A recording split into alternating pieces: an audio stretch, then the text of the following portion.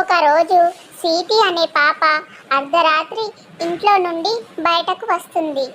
వర్షం అంటే చాలా ఇష్టం ఉండడంతో వాళ్ళ అమ్మ నిద్రపోయి ఉంటుంది. వాళ్ళ అమ్మకి తెలియకుండా మెల్లిగా వర్షంలో తడుద్దామని బయటకు వస్తుంది. అలా వర్షంలో తడుస్తూ ఉండగా అక్కడికి సీత అనే అమ్మాయి వస్తుంది.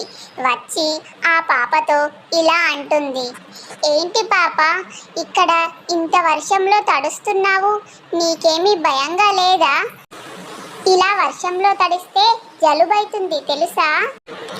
అలా చెప్పగానే అప్పుడు ఆ పాప, అక్క, నాకు వర్షం అంటే చాలా ఇష్టం, అందుకే మా అమ్మ నిద్రపోతున్న సమయంలో నేను వచ్చి వర్షంలో తడుస్తున్నాను అని చెబుతుంది. అప్పుడు ఆ సీత అనే అమ్మాయి, ఏంటి, మీ అమ్మకు తెలియకుండా వచ్చావా?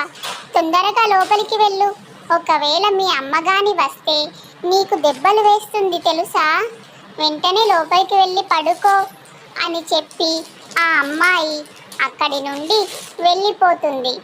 అలా వెళ్ళిపోగానే వాళ్ళ అమ్మ లేచి ఆ పాప దగ్గరికి వస్తుంది.